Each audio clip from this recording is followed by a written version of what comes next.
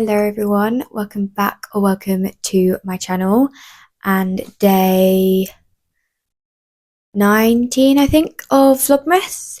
In today's video I'm going to do a positive video for kind of the end of 2024 book-wise, which is all of my 5-star books from 2024.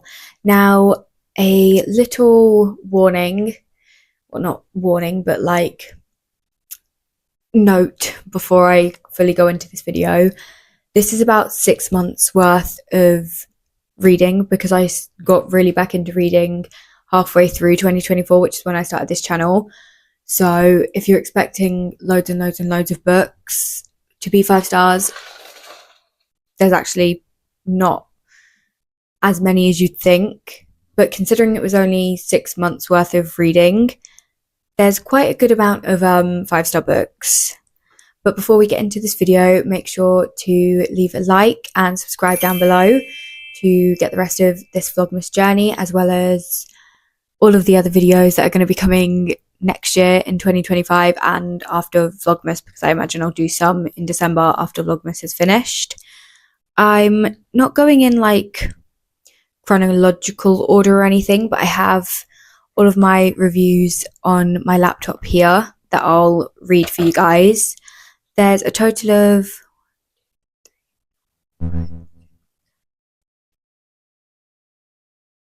I'll say like 8 or 9 books in total, but some of them can be joined together, which we'll get into later.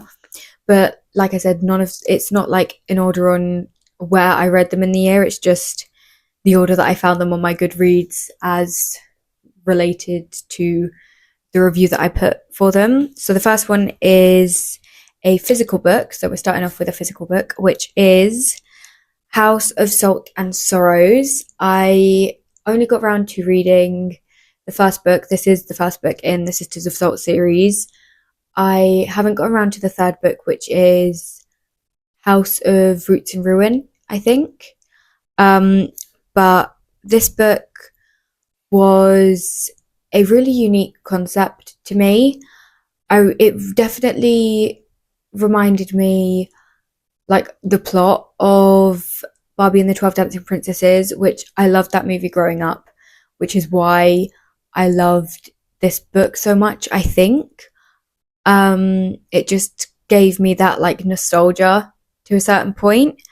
I'm going to read out the review that I wrote on my Goodreads about House of Salt and Sorrows, which is, I, in all caps, loved this book.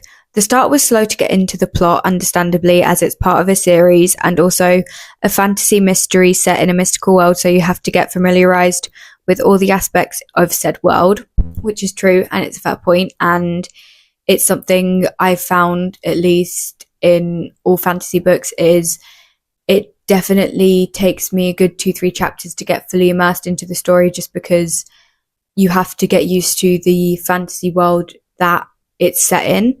I don't know whether that's just a me thing or not. If this was a romance book and it was taking like 3 or 4 chapters to get into the plot, then it would be a lower rating or even possibly a DNF. I do like to give a book roughly like 75 to 100 pages if it's like 300 pages long or whatever to really get into the plot, which is very nice of me because that's like a third of the way through the book, to be completely like fair. But it feels necessary to actually give it a chance.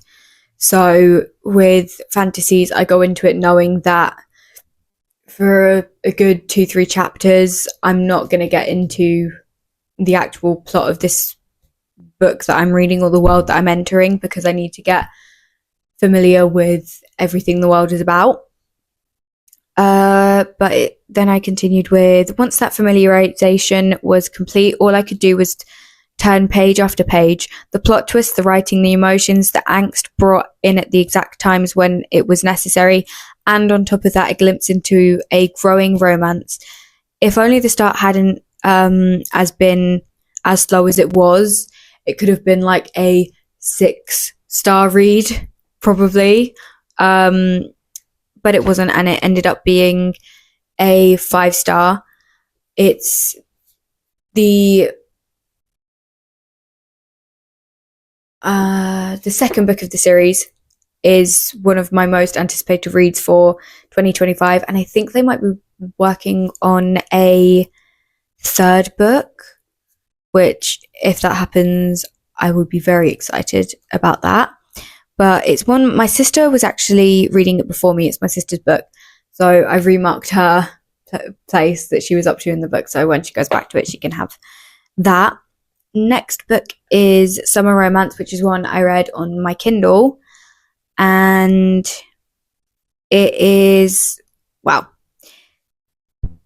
what it sounds like. It's a summer romance book. The book is literally called Summer Romance. It is a romance book set in summer. The title sums up the book with everything you need. But my full review on it was that this book was everything. The writer, Annabelle Monaghan, I think Monaghan, I'm going to stick with Monaghan, writes in such a descriptive way that makes you feel so immersed into the book. And she also tackles some of the hardest emotions to capture through writing in such a real and relatable way. One of them being grief. And if grief is something you're going through and you don't want to read about it, then this isn't a book for you right this second. However, the way that Annabelle Monaghan tackled those really hard emotions, and when you've read it, if you've ever had to deal with any type of grief, you can easily relate to our main characters, was so incredible to read. It is one of the hardest emotions for me personally to read about, because it's a 50-50 for me. It's either done really, really well or it's not, and there's not a lot of grey area for me about that. But the fact that Annabelle Monaghan managed to write it in a way where you just instantly connected and related to the MC was so incredible to read.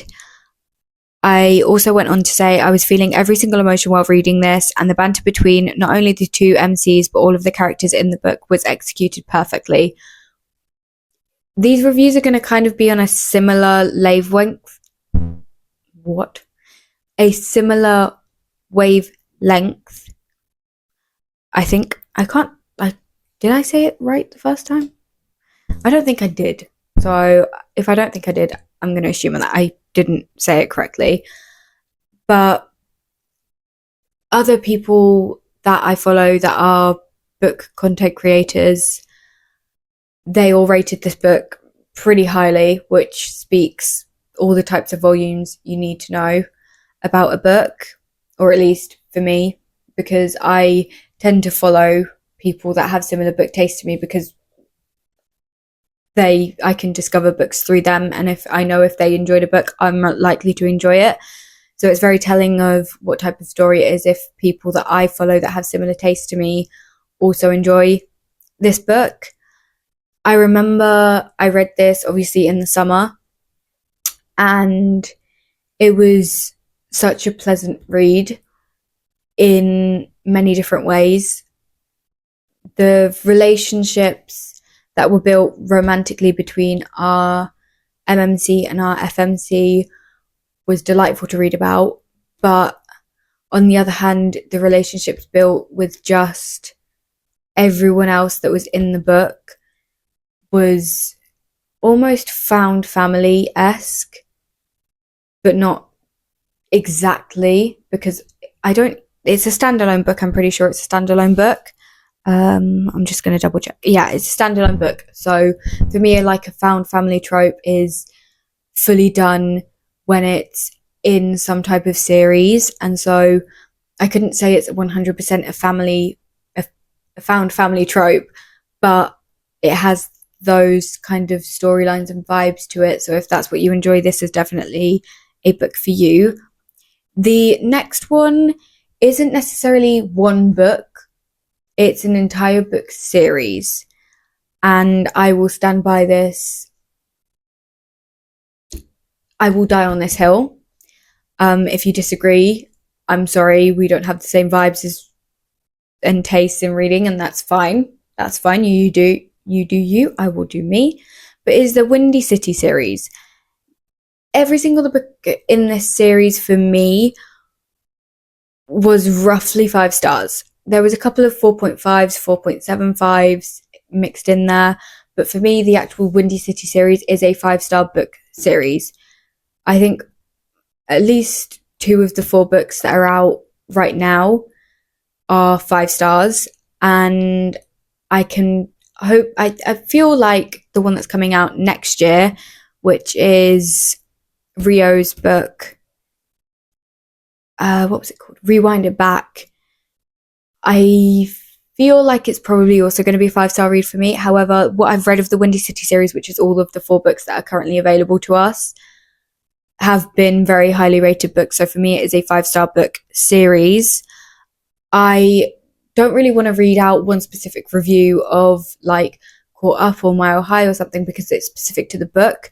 However, it is one of the first book series that is a romance contemporary book series that I've finished all the way through to what we have available to us currently when I'm filming this video. And there were so many elements that I really enjoyed. Now, whether loads of other book series do this, I don't know. Based on the ones that I've read that are contemporary romance series, it has them, but it doesn't have them as well written and introduced and continued as Liz Tom Fordy's Windy City series. Yeah. One of them being the first book you get introduced to Xanders, who is a hockey player, and Stevie, who is a flight attendant on the hockey team's plane throughout the entire series. They have their romance, and within that first book, you are introduced to lots of different characters, like Stevie's brother, Ryan, who then goes on to have his own book. You're introduced to Kennedy later on in the book series, who goes on to have her own book with Isaiah, I think is how you pronounce his name. Indy, you go on to meet Indy, and she's introduced and she works with Stevie in the first book. And so the continuous storyline, and this is 100% found family trope to a T. For me, it is the best found family trope I've read in a book. And, well, not just in one book, but in an actual book series. And I will die on the hill that this is a 5-star series, and Liz Tom Fordy really just aced it. And once I've finished the Windy City series, I want to read more of her books, if she has any. I think she does. I'm just going to check.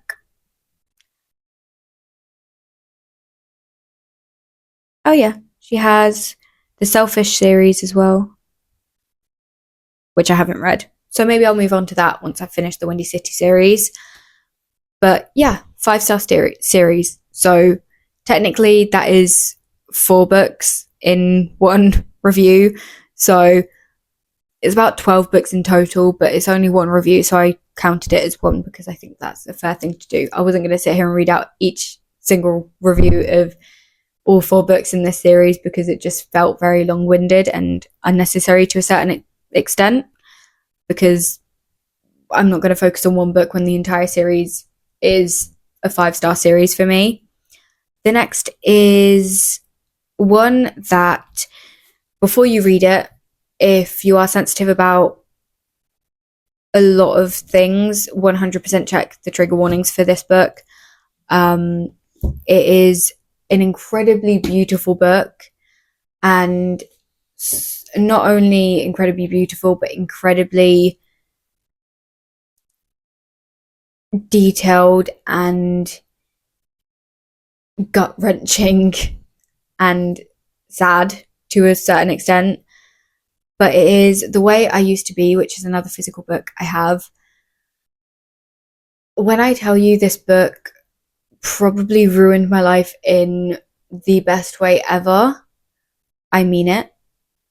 There was so many emotions I felt reading this book. Like I said, you 100% need to read trigger warnings before you read this book. I had a rough idea of what it was about, So I went into it half blind because I don't tend to read the synopsis before I read a book. The only time I look up stuff is to do with trigger warnings because sometimes it's necessary. But it is one of the most perfect books I've ever read. And this is from someone who started with non-fiction books earlier this year. Then when I got fully back into reading fiction, it was fantasy and romance. There's romance parts in it, but it's not a romance book whatsoever. And it's a 5-star for me. And I think that tells you all you really need to know about The Way I Used to Be. Amber Smith is a writing genius in my eyes. I want to get round to The Way I Am Now, which is the second book to this, and it is a duology series. So it is just a duo, a 2-book series, The Way I Used to Be and The Way I Am Now. I want to buy The Way I Am Now in physical copy, which is why I'm waiting until after Christmas, where I get my gifts and money from people and I can buy this. Well, not this one, I have this one, but The Way I Am Now, because the way that I just dropped it, The Way That I Used to Be ends in, it's not an open ending, but it's cliffhanger-esque in a way. This feels, I don't know, it caused a lot of pain, and there's characters that you absolutely hate in this book and you're meant to hate them. So Amber Smith did her job perfectly. It was frustrating to read at times, but not frustrating from a non-enjoyable point of view, frustrating from a why perspective of just why does this happen in the world. There's not much I can fault this book about. However, this was the pain. It was pain. It was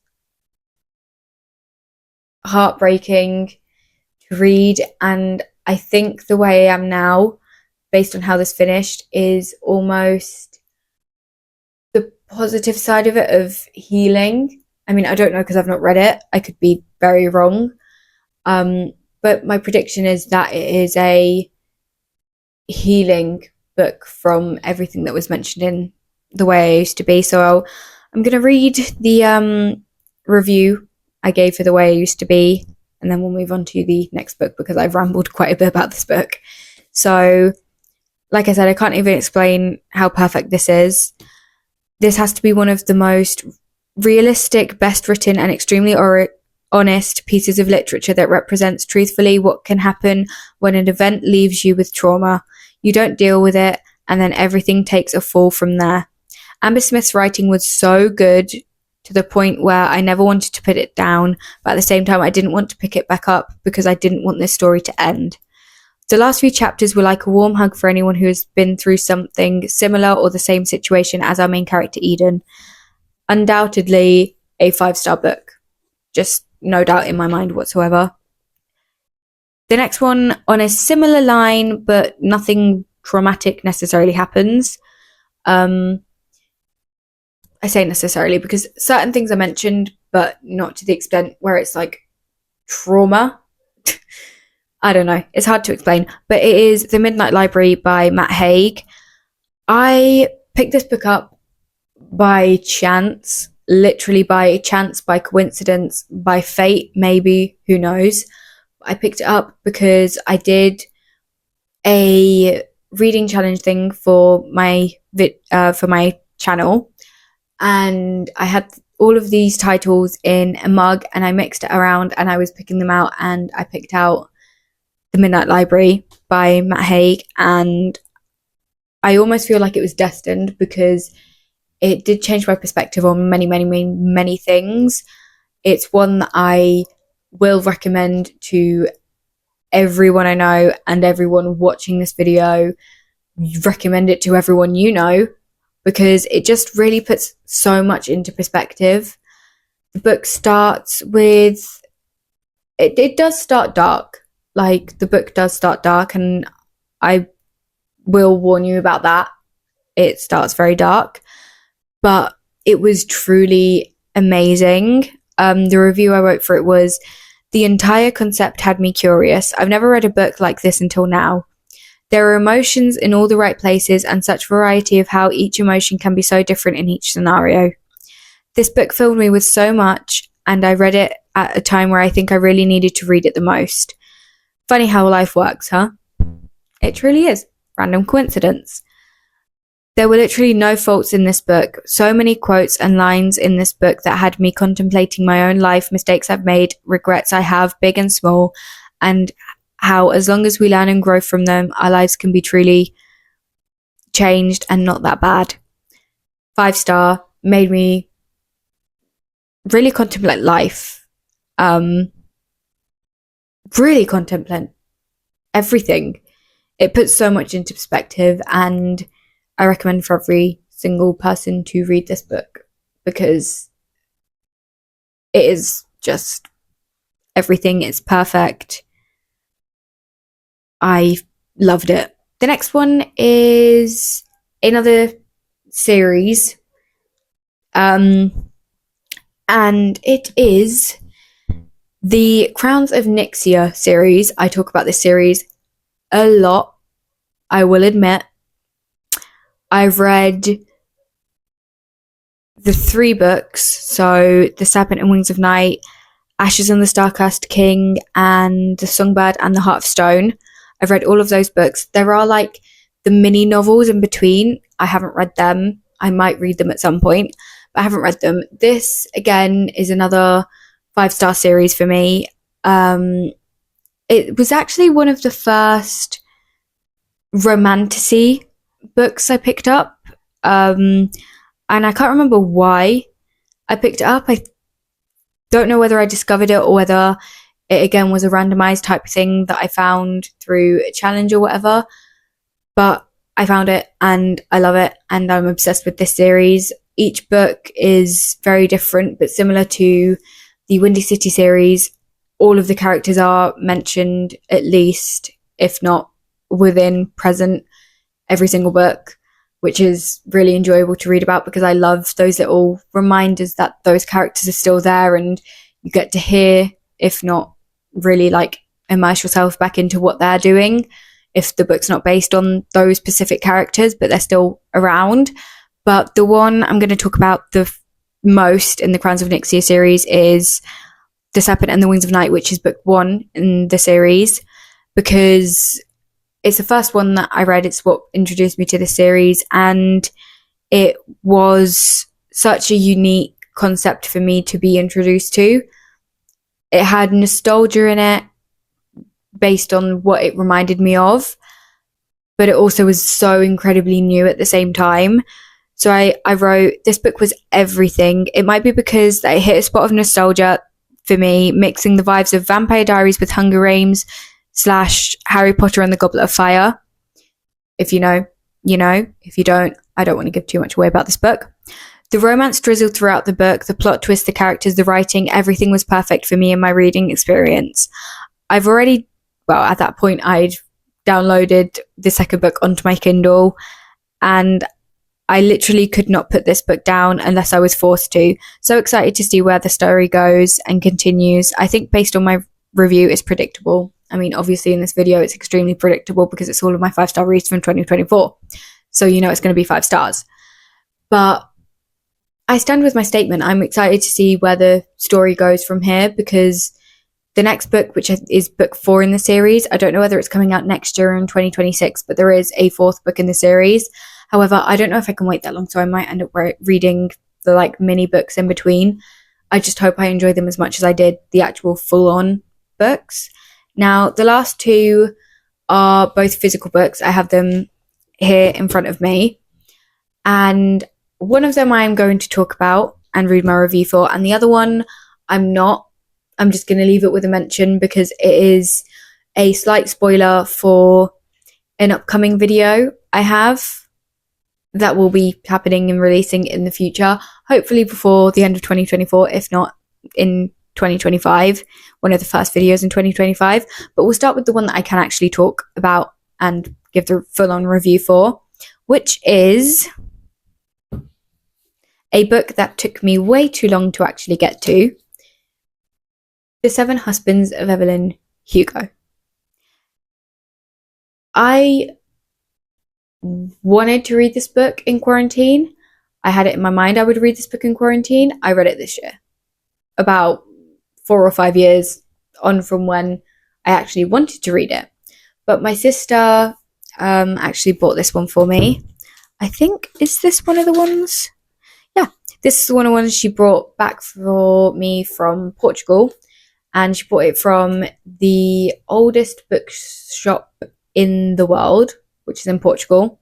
Don't know what it's called, but she had it stamped and it is a prized possession, as well as Red, White and Royal Blue, which is on my bookshelf over there. You probably can't see it from here, but that is the other one she gave me, she gifted me, and I love and appreciate her more than anything.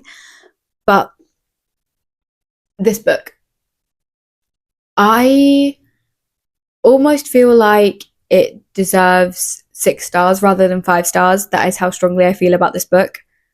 This and The Way I Used to Be were 2 books I considered very much giving 6 stars to, but I feel like I've not been reading long enough to actually acknowledge what a 6-star read is for me, because ratings are something that I started doing recently. But in future, they might change to 6 stars. This book was so interesting and intriguing to read. The use of images within this book for different things like news articles and stuff was perfect. It added an entire new element. It really had you so incredibly almost involved in the book. Like, I felt like I was in this book reading those headlines, like I was there living in this world. I wasn't. I was very much in 2024, not in the 80s when this is based on. But it really immersed me into the world of the 80s with everything that was written. The fact that it goes back and forth between 2 different timelines so effortlessly, because it's essentially based on a interview. So essentially Evelyn Hugo is being interviewed by someone, and while she is telling her story for this interview, for this book to be written about her, you go back in time and actually read about those things happening. So it goes back between what in this book is quote present day and the 80s, when Evelyn Hugo was living the life she was living with her 7 husbands, not all at once.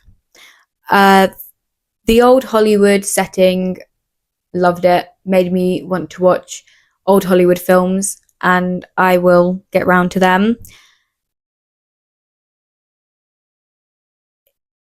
It got to the point where I was so immersed in this book that I wanted to actually read full-on memoirs and stuff of people that were famous and living in the 80s and experienced old Hollywood, because it was just so interesting and it felt very true and real to the time.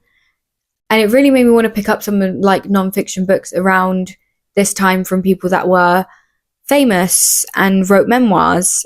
And it is definitely a book that I will be recommending and have recommended to so many people around me.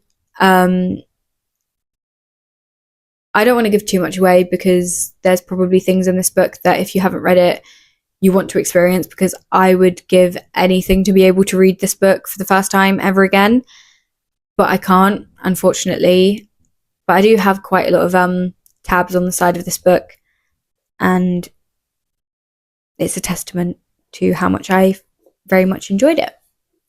The last book is one that I said I'm not going to give my review on, because it is a full-on reading vlog video thing that will be coming out at some point, hopefully before the end of 2024, if not the very beginning of 2025. But it is The Maze Runner, the first book in the series, which is actually just called The Maze Runner. It's the Maze Runner book series. Book 1 is called The Maze Runner. There's 5 books in the series. I'm reading them and I'm making a video of me reading every single one of them. The first book was a 5 stars for me, and I can't give my reasoning of why because it will be all in that video that will be coming out very soon. But I just thought I'd add it in here because it is technically one of my 5-star reads of 2024, but I don't want to go into the reasoning why, because then I will be spoiling a upcoming video that I'm working very, very hard on. So I don't want to do that, and I'm just going to leave it with book 1 of that series, 5 stars for me, and that is where I'm going to leave this video as well. And yeah, I will see you in my next video, which is Vlogmas tomorrow, hopefully, and bye.